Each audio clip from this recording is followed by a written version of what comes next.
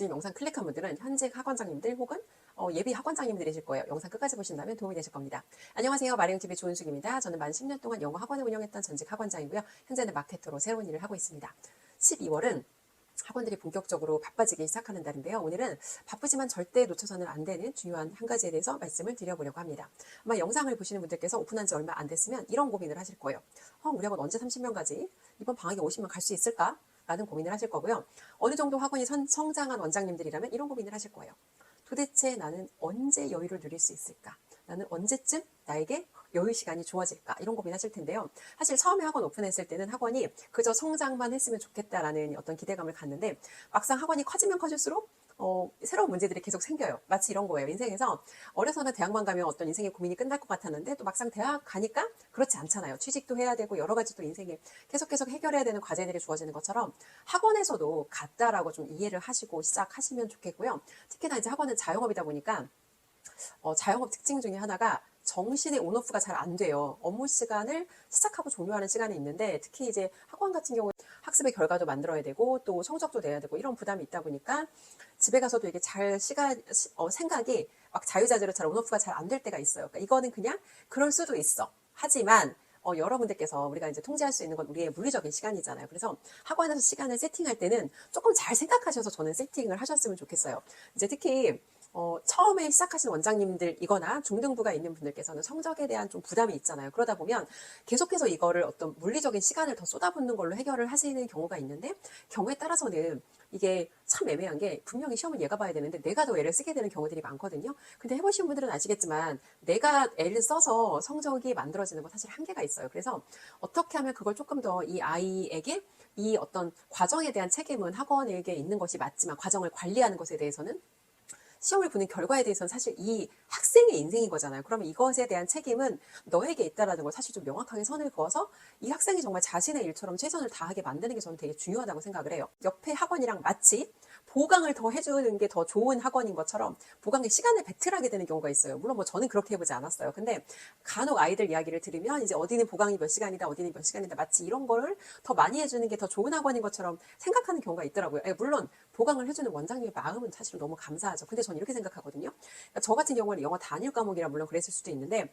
영어 한 과목의 성적을 내기 위해서는 사실 기본적인 공부가 잘 되어 있어요. 그렇게 중학교 시험에서 성적을 내는 게 그렇게 막 되게 어렵고 되게 부담스러운 일이라고 생각을 하지는 않아요. 그래서 첫 해에는 저도 선배 원장님들의 조언을 따라서 아이들을 남겨보기도 하고 주말에 불러보기도 했는데 이런 거더라고요. 저는 그게 좋은 거라고 줬는데 애들 입장에선 학교를 마치고 학원을 오잖아요. 그러면 성인으로 바꿔 말하면 9 to 6, 그러니까 하루 종일 풀타임으로 근무를 했는데 끝나고 편의점 알바를 한 번 더 뛰는 거예요. 여기까지가 정규 수업이야. 근데 편의점 알바를 한 번 더 뛴 다음에 새벽에 약간 대리 운전 알바를 더 뛰는 느낌? 그래서 이게 저는 좋은 거라고 얹어줬는데 아이들에게는 사실 아이들은 벌 받는 느낌인 거죠. 플러스 효율성이 떨어졌어요. 인간이 집중할 수 있는 시간에 한계가 있는데 보통 이제 시간을 우리가 더 써야 되라고 생각하는 아이들은 느리거나 학습의 의지가 없는 아이들이에요. 그럼 안타깝게도 이 아이들은 집중도도 사실은 굉장히 약하거든요. 그래서 내가 이 시간을 붙들어 놓는다는 게 학부모님에게 제가 최선을 다했습니다를 보여드리는 용도로는 조금 도움이 될 수 있지만 실제로 결과를 만드는 데는 제가 시간을 쓴 만큼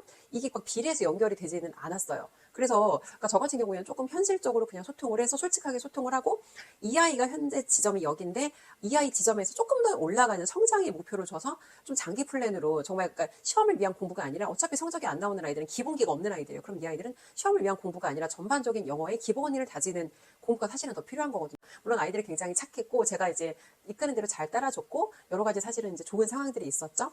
자, 그래서 원장님들께서 이 과정 관리에 대한 책임은 학원에게 있는 게 맞지만 결과에 대한 책임까지를 저희가 사실은 지긴 어려워요. 왜? 시험은 학생이 보는 거고 학생의 공부에 대한 능동성이 없으면 자기 주도력이 없으면 결국 장기적으로 계속해서 좋은 성적을 내기는 어렵다고 저는 생각을 하거든요. 그래서 공부에 쓰는 시간도 중요하지만 아이들의 이런 어떤 마인드를 잡아주는 공부에 대한 마인드를 잡아주고 이제 뭐 동기를 부여한다고 사실 동기부여가 되진 않아요. 그럼에도 불구하고 저희는 계속해서 이제 같은 메시지를 아이들에게 다른 형태로 하는 거죠. 그렇습니다.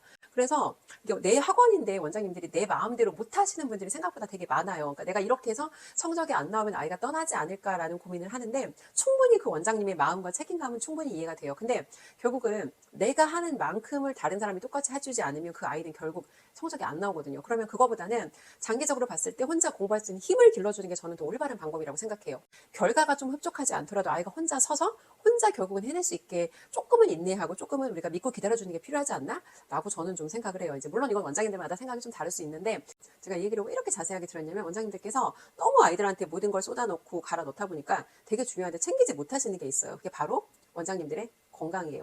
그러니까 학원 운영하면서 빵을 많이 먹었어요. 빵을 많이 먹고 빵을 먹는 이유가 저도 이제 늦게까지 일을 해야 되는데 밥을 먹기는 뭔가 좀 부담스럽고 불편하고 하니까 중간중간에 간식으로 빵을 먹었는데 어느 정도였냐면 그 이동통신사 포인트 있잖아요. 10만 포인트 정도를 주면 이제 100만 원 정도를 쓸 수 있는 거거든요.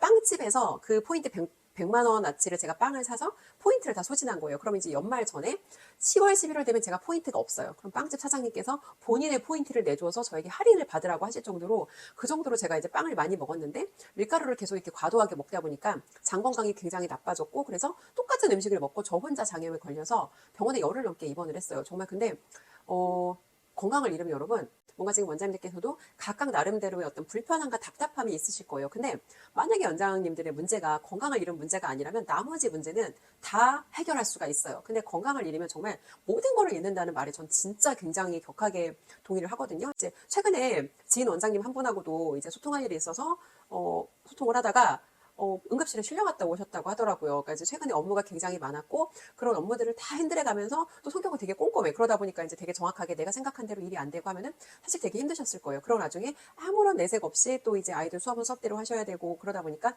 되게 많이 지치셨을 거라고 생각이 들어요. 근데 결국 우리가 아이들에게 해줄 수 있는 가장 큰 선물은 건강하게 오래오래 이 아이들에게 좋은 교육을 저는 제공하는 거라고 생각하거든요. 바쁘고 급한 일들을 하다 보면 사실 되게 중요한 일인데 그런 것들이 뒤로 밀려지는 것들이 있거든요. 근데 사실은 건강이 저는 그런 되게 중요한데 자주 뒤로 밀려지는 우선순위 문제 중에 하나라고 생각이 들어요. 그래서 원장님들께서 좀 학원 운영 시간을 적절하게 하시고 내 건강과 어떤 내 좀 삶을 보살필 수 있는 그런 공간들을 만들어 주시는 게 롱런할 수 있는 비결이라고 저는 좀 말씀을 드리고 싶어요. 그리고 원장님들께서는 이 사업을 시작할 때 분명히 아이들에 대한 사랑, 내가 가르치는 일에 대한 열정 이런 게 있어서 시작을 하셨을 거예요. 그러면 여러분들의 그런 어떤 비전을 가지고 시작한 이 일을 끝까지 여러분들의 그런 큰 비전을 가지고 시작한 일을 완성하시려면 건강해야 오래오래 아이들과 함께 하실 수 있잖아요. 그래서 이제 무엇보다도 바쁜 시기에 원장님들의 건강을 우선순위로 잘 챙기셨으면 하는 마음에 오늘은 새벽 1시네요, 지금. 네, 새벽 1시까지 제가 영상을 찍어봤습니다.